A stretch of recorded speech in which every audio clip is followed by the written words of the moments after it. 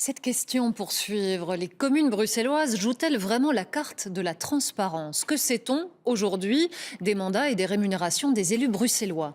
Après la succession de scandales de gouvernance, on aurait pu croire la question réglée.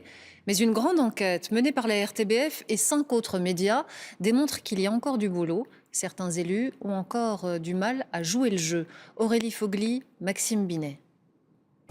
Bruxelles, mais pour quelle transparence? La question se pose depuis que le scandale du SAMU social a éclaté. Et pour y voir plus clair, la RTBF ainsi que d'autres rédactions ont enquêté durant 5 mois. La démarche était d'obtenir les mandats et les rémunérations des 19 communes de la capitale. Et clairement, ce n'était pas gagné. Les résultats, pour nous, de ce baromètre, ils sont consternants. Consternants, vu les obligations légales qui existaient déjà. La grande majorité des communes ne respectent pas les règles prescrites par l'ordonnance de 2006, l'ordonnance sur la transparence des mandats et rémunérations des mandataires publics. C'est seulement en mettant les grands moyens et différentes rédactions qu'on peut arriver à des résultats. Et encore, c'est pas énorme non plus ce qu'il y a. Il y a encore beaucoup de non-dits, je pense, de la part des communes. Et il y a un côté un peu choquant à se dire que par contre, un citoyen lambda, on peut ne jamais lui répondre. Au bout de leur investigation, ces journalistes du consortium Brussels Papers ont donc dressé un classement des bons et des mauvais élèves des communes qui ont transmis ces documents. Résultat, beaucoup de scores moyens. C'est le cas notamment de la ville de Bruxelles, avec à sa tête Philippe Claus, qui a obtenu le score de 4 sur 7, tout comme la commune de Schaerbeek, dont Bernard Clairfailly est le bourgmestre. Ce classement a été possible grâce à la plateforme web Transparentia, une plateforme qui vient en aide aux citoyens désireux d'obtenir ce type de documents auprès des autorités communales. Et pour son fondateur, la grande majorité des mandataires bruxellois ne respectent pas la loi. On vote des textes sur papier, et c'est juste du papier. A priori, un citoyen s'imagine que quand il y a une loi où il a déclaré ses revenus, mais s'il ne le fait pas pendant 11 ans, je pense qu'il quand même s'attend à ce qu'on lui saisisse ses biens après 11 ans de non-déclaration de revenus. Eh bien non, à Bruxelles, pour des échevins, des bourgmestres et des conseillers communaux, et même des non-élus, on peut pendant 11 ans ne déclarer aucun de ses revenus malgré la loi, aucun de ses revenus de mandat dérivé. Ça ne pose aucun problème.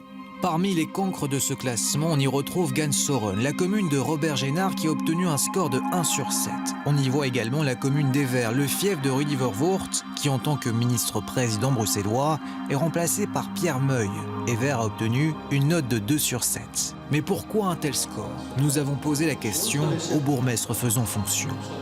Ce que je veux, c'est qu'on ait pédagogiquement, on puisse expliquer pédagogiquement quelles sont les rémunérations publiques.